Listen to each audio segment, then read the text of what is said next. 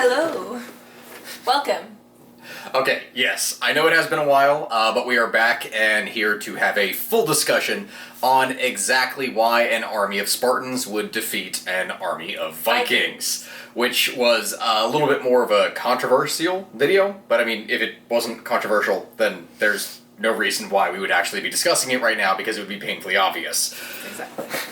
So, in the two previous videos, I first talked about Spartans and Vikings, both in the sense of lifestyle, equipment, training, etc., as well as tactics, because ultimately, in a battle, you could have the best equipment in the world, but if your tactics are horrible, it's not necessarily going to work out for you, especially when they're easily countered. Now, the reason why Spartans versus Vikings was such a good matchup overall is because despite the age difference, they actually fought in battle in a very similar way. So, the way the Spartans fought, and all Greek city-states fought, was a battle formation known as the Phalanx. The Phalanx, of course, being overlapping shield on shield of hoplons. This is actually where the hoplite comes from in their name, was referring to their shield. So this large, convex, 18 to 22 pound shield would be held up and on your hand, leaning on your shoulder, and this is something that would overlap with the shields of the men next to you. And this way, you would present a impenetrable wall, or supposedly impenetrable. Vikings did something similar, right? Yeah, they did. Because a lot of people think Vikings as, oh, these axe-wielding monstrosities that would come down and break through any shield. No, the axe, while a single-handed axe might be a fairly common weapon for a peasant, the more common weapon that was utilized by Vikings were spears. And actually, the way that Vikings went to war, when you would fight in a pitched battle, you fought in a shield wall. And if this was a round shield, this was round shield overlapping shields, much in the same way as the Phalanx was formed. The difference between the two was that the shield wall was a lot less formal than the Phalanx was. The Phalanx was a drilled position that you were put into that functioned in its set role. A shield wall was, hey, get a bunch of guys together with shields, have them protect each other, and scrunch them up as close and tightly as possible so that you can present a impenetrable front that's going to lock them all together. So people were like, what about berserkers? And what about berserkers? Yeah, well, the thing with berserkers is that while berserkers were something that you could have, They weren't like the common Viking. Berserkers were different. They lived out in the wild. They survived on their own.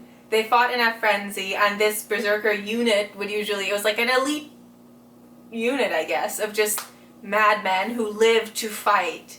So oftentimes it wasn't even a unit. So what would typically happen is you'd get a lot of different Norse raiding parties that would meet together to effectively engage in war.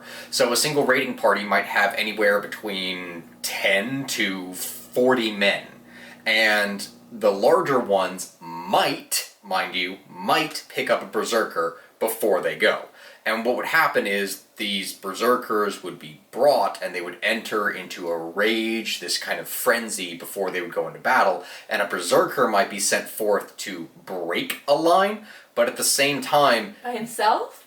Kind of, yeah. So what you typically would have is a person that would show no fear, because if a person is charging at you almost single-handedly with wielding a giant axe or heavy spear, this is something that is going to freak the average person out, which is why they were utilized. At the same time, this was not something that was done in a formal battle. This is something that just might happen. So if we're talking about a battle as to how it's going to lay out, here's what you're going to see. First, on either side, you're going to have an army of Spartans lined up in phalanx, and then an army of Norsemen. I'm not going to say Vikings, because, again, Viking, as I previously discussed, is a verb. That's not a noun. A Viking is a person who raided. That's all that is. And even among the Vikings, you didn't have these wealthy, chainmailed, loving warriors that were able to absolutely crush on their path. The majority of these raiders would have been simply equipped with something as heavy as a gambeson. A gambeson being a thick, quilted coat that would hang over them. Like, imagine wearing 4, 5, 6 layers of a shirt. A really thick sweater. And that's what a gambeson effectively was. I wear armor in winter. Yes, effectively, yeah. It would actually keep you quite warm, which is why a gambeson was a really useful type of armor to have in the north. Because if you're frozen, you're wearing like 10 layers of cloth that it's going to protect you. Both from heat and also from a sword. Nice. Now, first off, they're going to line up against each other in battle array. Shield wall versus phalanx. Even before those met, you're going to have the skirmishers. Now, on the Viking side, what you're going to see is that the poorest men are going to go into battle with slings, with javelins, with bows, with tools like this. Being hunters, they're going to have an advantage over the Spartans, at least in terms of skirmishing. Because Spartans did not really utilize skirmishing, they didn't want to, they didn't like it. So what they used were their second-class citizens and slaves. So this would be the helots and the perioikoi.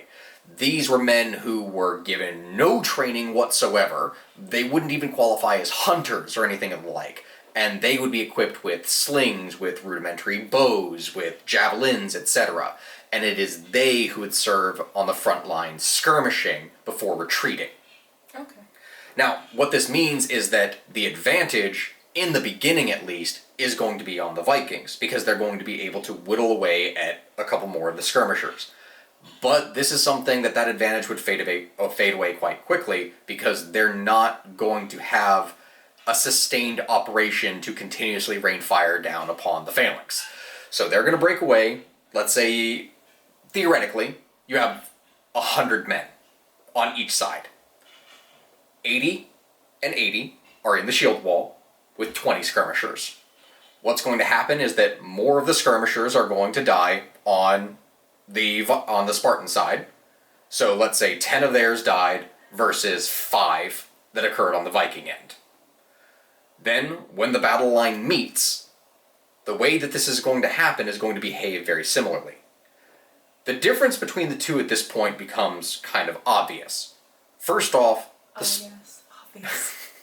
well, you gotta remember that the Spartan battle line was not only was it rigid, but at the same time had far more reach. So the dori, which is the spear, also known as the doru, this is something that was 7 to 9 feet in length, meaning their reach with the spear is going to be greater. The Viking spear, on the other hand, was typically something that was only around the range of 5 to 6 feet. This would be something that would be considered either a short spear or just a standard spear, not a long one. So, when the battle lines are first closing to meet, this means that the Spartan spear is going to reach in first. Now, the way that this occurred, though many people think of a spear as being thrust, underhanded, while this could happen, the more common way that this was done was overhanded. If you notice anything with the Viking round shield, is that while this was large, it was a large shield, it was not as large as a hoplon. This means that less of the body is going to be protected. And because their armor is mostly composed of, at best, Gambeson, even though there might be a couple wealthy ones that are going to be equipped with mail, this means that your spear reaching over is going to get the first strike. You're going to see a lot of men in the front line immediately go down. Then once they actually connect, this is when the pushing and the shoving is going to begin. And at that point, it is going to be down to a matter of individual training and force. Go for it. Go ahead. These Spartans had a lot more training, didn't they? Because they were Yes. born to fight. Like, they lived for war. Which I know is something every Spartan fanboy says, but it's true. Yeah. And this is what made them one of the most, if not the most deadly warrior of the classical era before the Romans came in. The greatest weakness of the phalanx was its inflexibility. But if it goes up against another force that is as equally inflexible, such as a shield wall, that does not matter. The reason why the Romans were able to defeat the Phalanx so soundly, even though they initially had utilized it themselves, was because of the maniple system. Because you can have 80 men hold the front, and then you have smaller fists that are able to go around, flank, hit from the rear.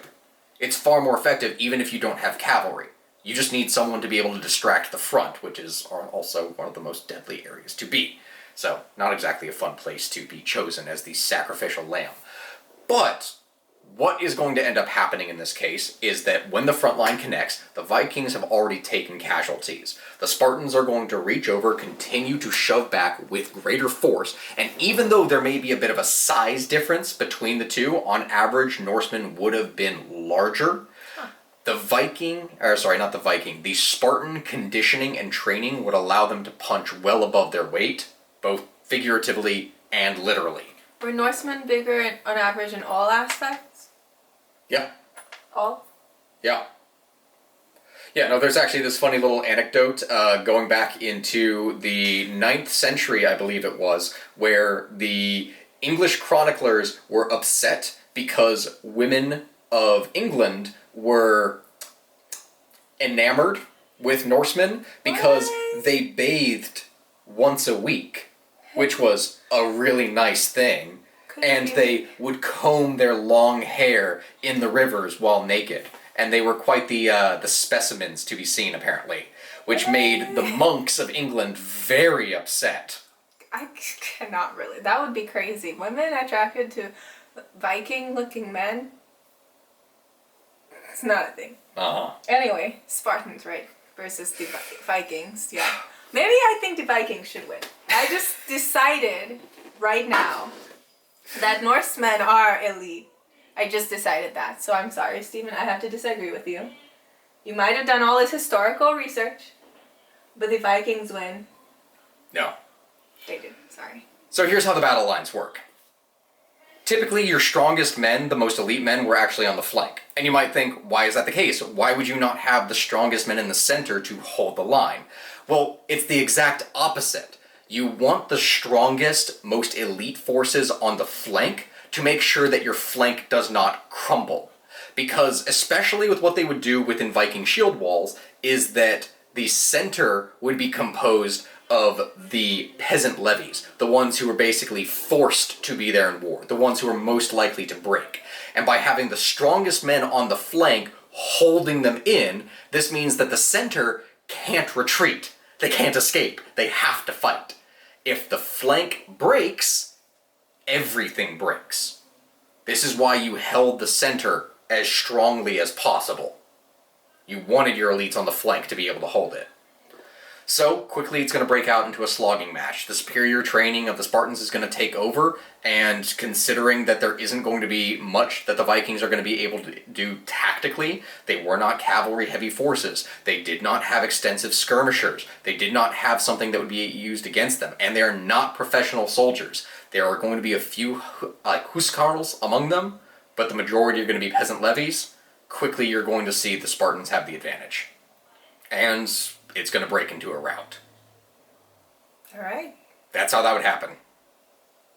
So, if there's anything that you would like to ask, feel free to put it in the comments below. You can message us on TikTok. You can do anything along those lines. No, not TikTok. Message us on Instagram because we're more likely to respond since TikTok won't let us respond to messages from people. So follow us on Instagram, message us. We check those messages and we do our best to respond. Everybody, thank you guys for watching.